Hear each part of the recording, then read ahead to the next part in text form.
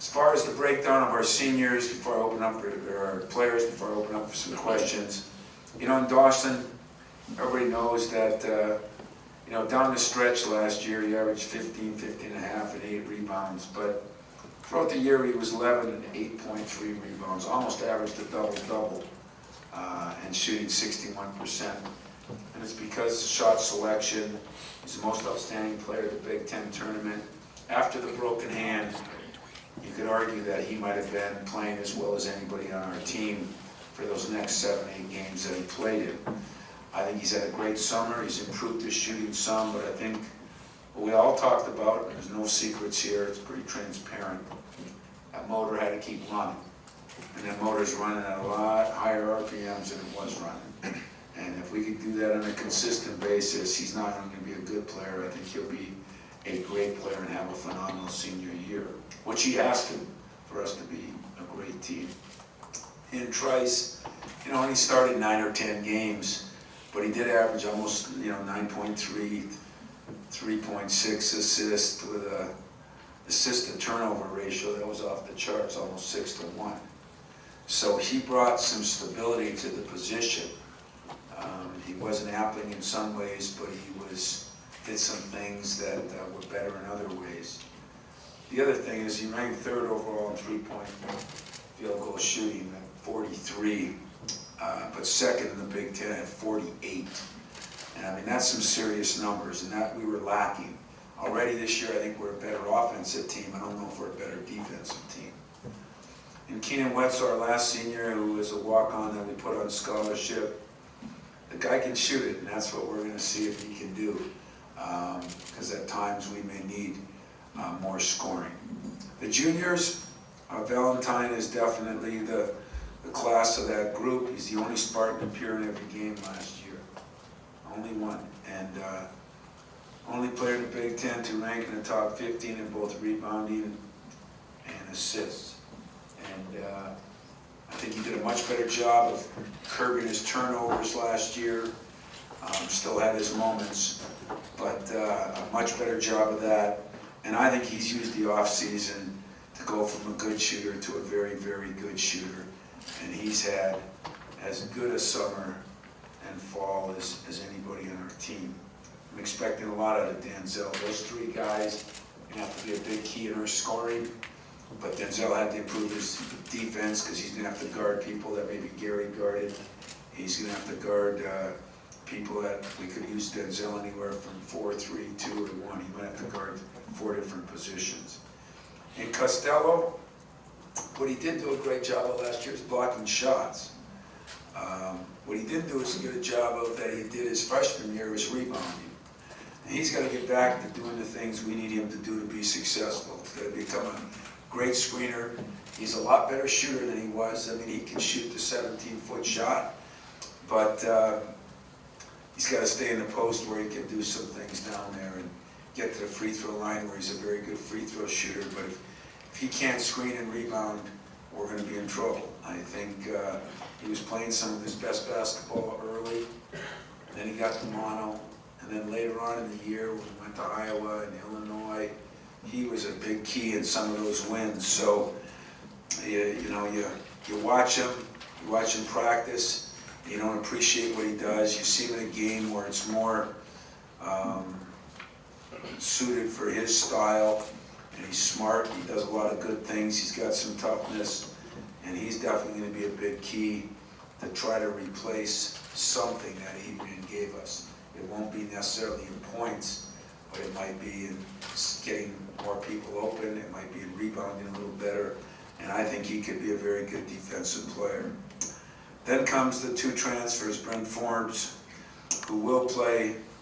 He made 142 3-pointers in the 2 seasons at Cleveland State. That's, give you an example, Gary made a lot of threes and he made more than Gary. He averaged 2.5 per game last year. I think the only other one to beat that was our own Richard Bader's son, Travis Bader, an all-time leader. He made more than anyone in the Horizon League. He averaged almost 16 points a game as a sophomore there and scored 22 at Kentucky. So he's played in big arenas. And I will say this, after a month and a half, 2 months, even some of the summer. I'm not sure since Sean Resper had a guy who has a prettier shot or can shoot it more consistently well than him.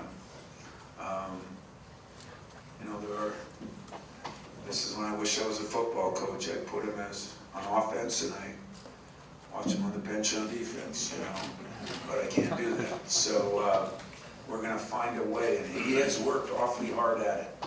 I've been thrilled with his, you know, maybe it's Carlton Valentine's the guy, because all those guys that played in that championship team there, they work, they play with, and work out as hard as any players I've had.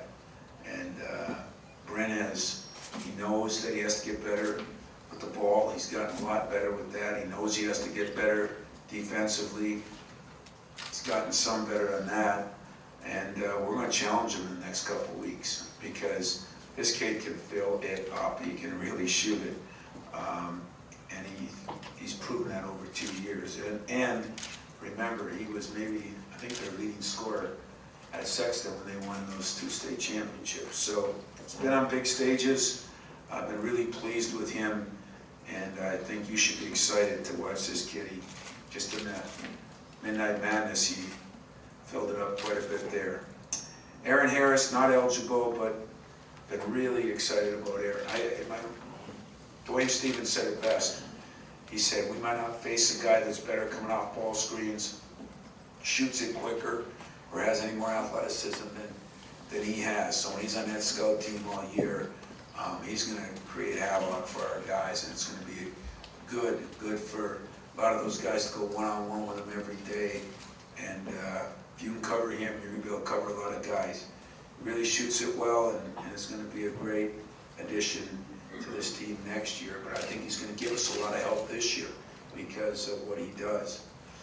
The other guy that I could see seeing some minutes is Kobe Williman.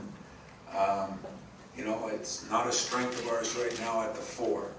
That's one place where we're a little, you know, got some question marks yet. But Kobe,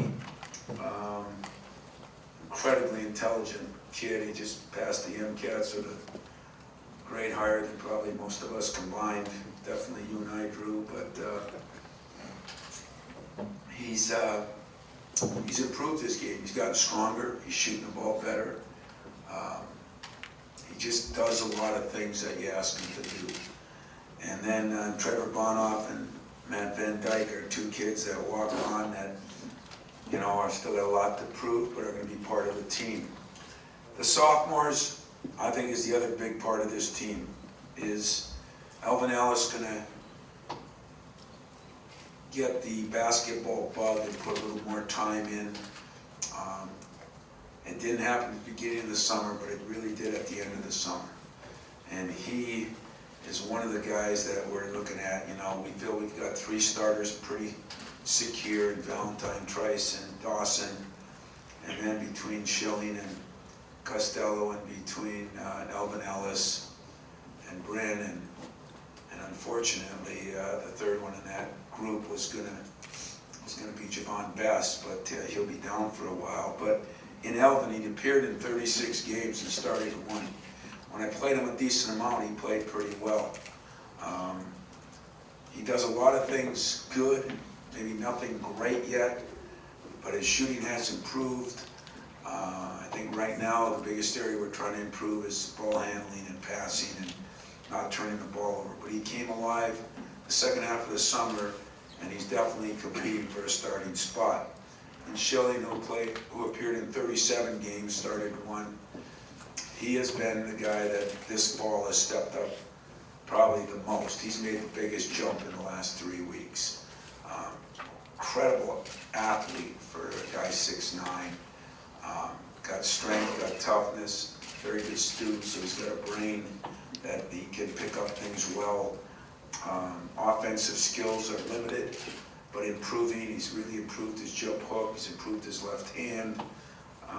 Long way to go, still kind of raw, but really starting to make some improvement. Quickest screener, quickest offensive rebounder that we've had in a while, as a big guy maybe in a long, long time. And yet I didn't think he was in love with the game either last year, like we needed, and that really changed this summer, and his game has changed.